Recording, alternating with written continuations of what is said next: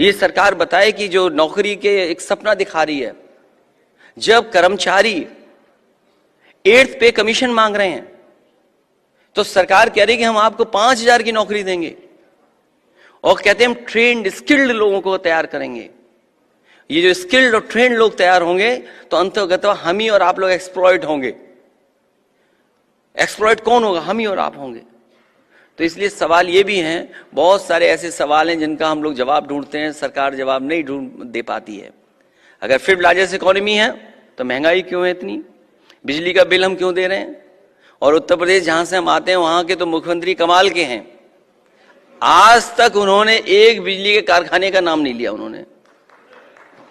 और जो कारखाने लगना शुरू हुए थे, जो बिजली के कारखाने थे, अगर वो लग गए होते तो आज शायद उत्तर प्रदेश में सबसे सस्ती बिजली होती। लेकिन आज उत्तर प्रदेश में सबसे ज्यादा बिजली महंगी है और उसका परिणाम यह है कि हम किसी इंडस्ट्री को नहीं बुला सकते। जो एफडीआई को लेकर के, इन्वेस्टमेंट को लेकर के बड़े बड़े आयोजन हुए, बड़े बड़े इन्वेस्टमेंट मीट हुई, डिफेंस का बड़ा बड़ा एक्सपोज कार्यक्रम हुआ, लेकिन जब मुड़ करके देखते हैं पूरे देश का जो एफडीआई आया है उत्तर प्रदेश में 1% भी नहीं आया, जो उत्तर प्रदेश प्रधानमंत्री देता है। सबसे ज्यादा बीजेपी के लोकसभा के सांसद जिताया, उसके पास एफडीआई नहीं कुछ। और मां गंगा की कसम खा करके न जाने क्या क्या सपने दिखाए थे। आज सोचो मां गंगा की स्थिति क्या है। और मैंने उस समय भी कहा और आज भी कहता हूं मैं,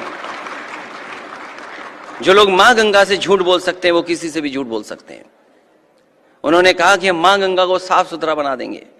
आप देखिए जितनी भी गंदगी है, चाहे वो दिल्ली की हो, ये जितनी भी दिल्ली की गंदगी है सब यमुना से होकर के गंगा में जा रही है, कोई सफाई का इंतजाम नहीं।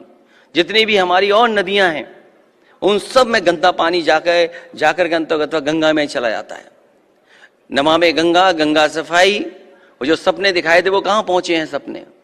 और यही नहीं, हमारे बनारस के लोग तो बड़े भरोसे वाले लोग हैं। उन्होंने कहा कि हम आपको क्यूटो बना देंगे। आज हम मुड़ के देखते हैं क्यूटो बना ही नहीं, वो सड़कों पर ट्रैफिक की जगह सांड घूम रहे हैं। और ये बात मैं इसलिए कह रहा हूं, परसों लखनऊ में एक सांड ने 22 लोगों को घायल किया है। सोचो आप, 22 लोगों को।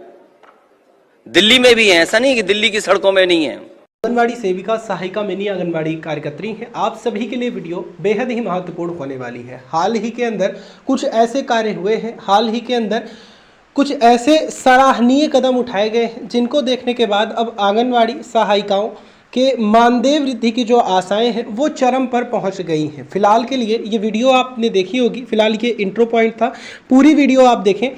फिलहाल कोई भी डाउट हो कमेंट में लिख करके पूछें। अब ये अपडेट पूरा देखें। यूपी के लोग तो यहाँ होंगे कुछ लोग, और वो लोग जानते होंगे जिस समय समाजवादी सरकार थी सबसे ज्यादा मेट्रो अगर कहीं दौड़ रही है देश में तो केवल उत्तर प्रदेश में दौड़ रही है। और उस समय की जो दिल्ली की सरकार थी, प्राइम मिनिस्टर मनमोहन सिंह जी, मैं उनसे मिला था। मैंने उनसे रिक्वेस्ट की कि हम उत्तर प्रदेश में इतनी मेट्रो बनाना चाहते हैं।